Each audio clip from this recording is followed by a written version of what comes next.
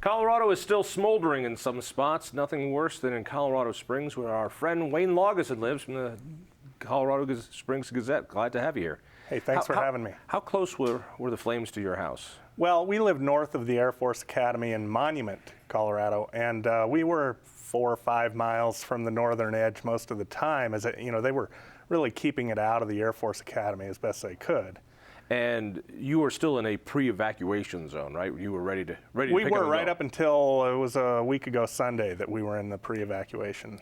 Not only that, status. Not only were you going to become a refugee, but you were actually housing refugees as well. Yes, we housed refugees who live a few miles south of the Air Force Academy. I helped them load up, and they really felt like that was the last they would see of their home. It didn't happen, fortunately. Wow.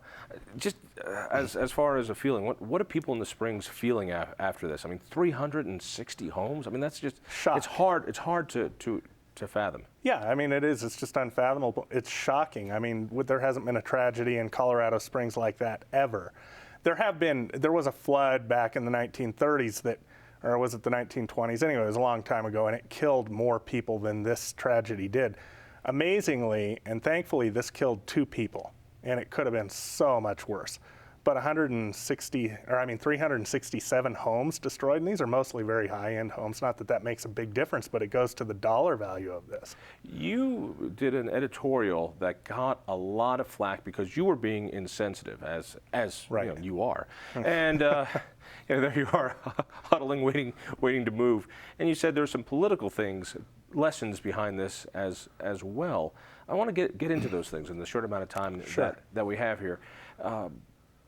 There's finger pointing that goes on everywhere, but let's start off with what you put in your editorial about airplanes and where were they? There's a lot of moving parts to this, and as you say, fingers are pointing everywhere. But I saw this thing start on Saturday morning. I was at a farmer's market with my wife, a block from our house in Monument, and I saw this white plume of smoke go up in the air.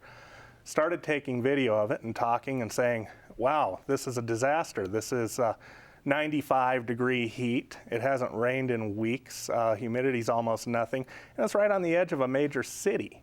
600,000 people live in metropolitan Colorado Springs, 600,000 plus.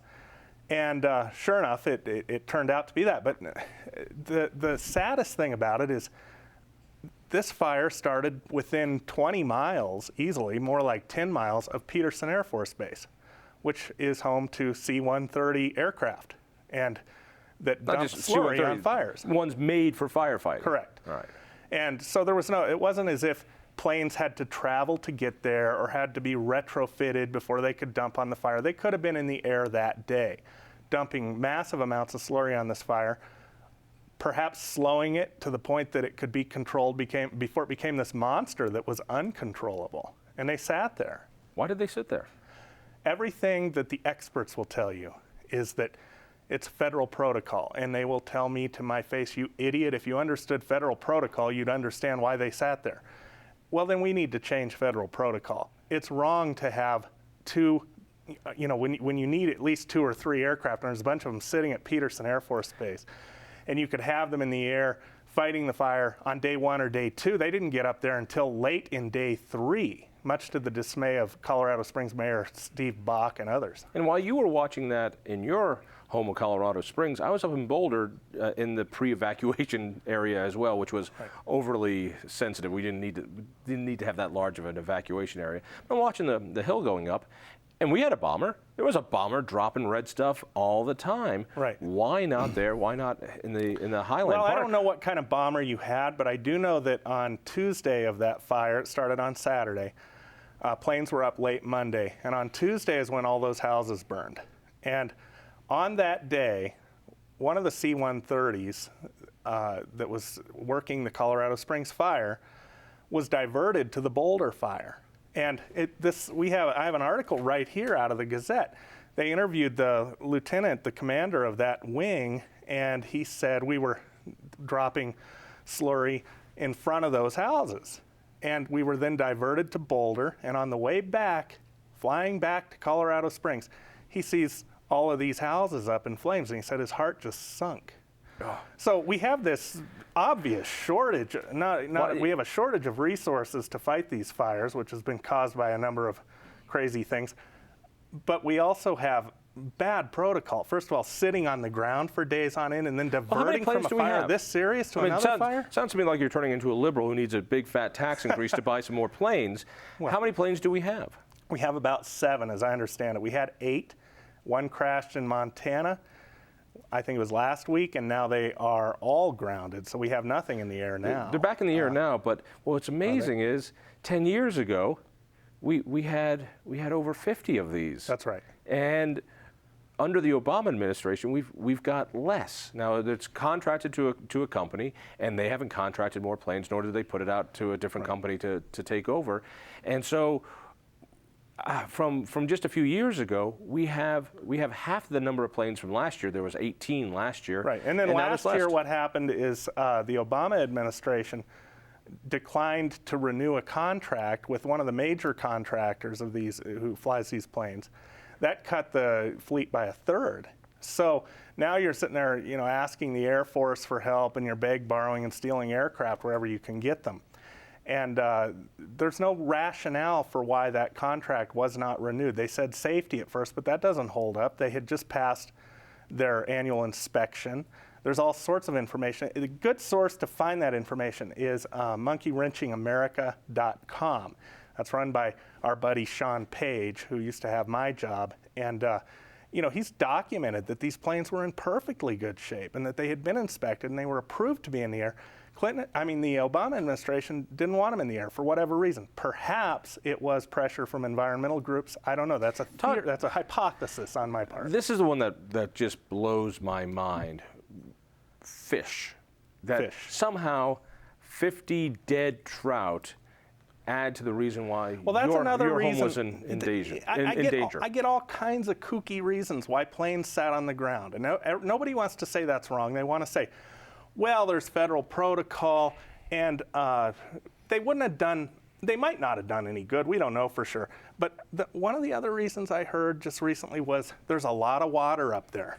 So a whole bunch of places they couldn't have dropped. Now, after those fish, after those 50 trout died in 2009 in California, explain that. There was a lawsuit filed by environmentalists. Okay, they dropped slurry on a river, and it killed 50 trout. Environmentalists responded by filing a lawsuit, and the result of that lawsuit was a settlement in which the Forestry Service agreed that they wouldn't drop slurry within 300 feet of ponds or streams or lakes.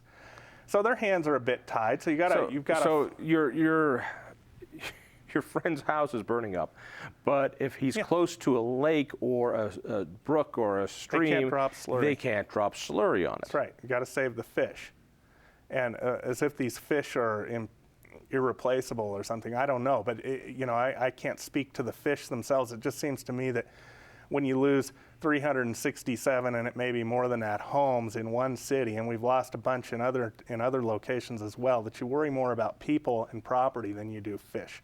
That's just my opinion. Callers calling in talking about a 747 that wasn't used. I've had people tell me about DC-10s that weren't used. What do you know about this? There is a DC-10. There are 2 DC-10s. They can drop 11,600 gallons at a time, versus these C-130s that can drop about 3,000 to 4,000 gallons, and the smaller planes are several hundred gallons. So you look at the scale. I mean, that's huge. I'm not a firefighting expert. I have spoken to many of them, including my father-in-law, who is a firefighting expert, was an assistant. Second in command of one of the fire departments here in the metro area. And hates you for marrying his daughter. Well, I don't know. You'd have to ask him about that. It's pretty obvious. He said slurry's very effective in certain conditions and certain terrains. So everybody can come up with excuses why you don't drop slurry and you don't drop it immediately. But it seems to me, when you have a fire like the one I saw start that Saturday morning, it ought to be treated a bit like paramedics treat a cardiac arrest. You would want to get there right away. Time is ticking away, and the fire is gobbling up everything in sight as quickly as it can. The finger pointing is pretty amazing. The Clinton administration put in regulations about how many roads can go into forest areas, That's making right. it very difficult when this happened. We didn't have the roads to get in there to go. One politician I know suggested that the land, forest land next to major cities should be deeded over to the state, so the state can do the maintenance and clearing the underbrush and doing the things that need to be done. Sure. Because I think we could do a much better job than what Washington can do. Then I hear some really crazy things, including this was Okay. global warming that did Right, this. global warming has been blamed. Janet Napolitano has blamed global warming. Others are blaming global. They can blame it on global warming, but we can't blame it on federal bureaucracy. That's rude. You know, if I blame federal bureaucracy and ask why planes are sitting on the ground, I'm being insensitive and rude, but global warming sure as heck caused this, is what we're hearing from the left. So, but you asked me why I think there should be a federal fleet that can respond immediately. Isn't that sort of a liberal view of it, more government interference? I say if the federal government is going to have 197 million acres of forestry, they had best be able to control their own fires. And they've done a horrible job of thinning the forests themselves. They have kept the logging industry from thinning forests. They've prevented that through all sorts of environmental regulation. And as you mentioned, the roadless areas, that's another environmental, and we've got a lawsuit going on right now in Colorado involving the roadless areas.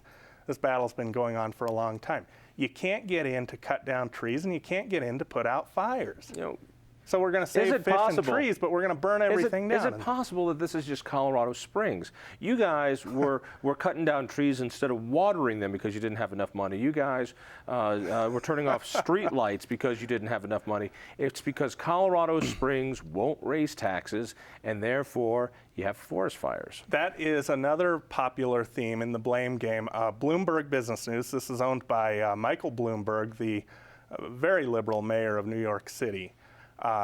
His news service came out with a story last week that blamed Colorado Springs for, I mean, it very strongly implied that the politics of Colorado Springs resulted in all of these burned down homes because taxpayers in 2010 rejected a public safety tax.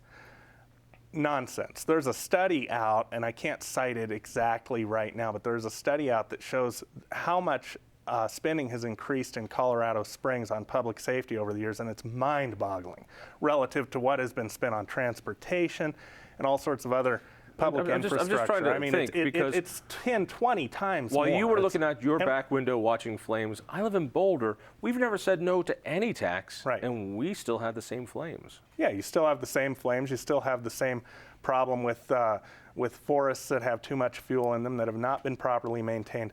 But I will say, that for all the reputation that Colorado Springs has for being cheap and conservative and all that, it's not true. We spend more per capita on fire. We have more firefighters per capita than Los Angeles.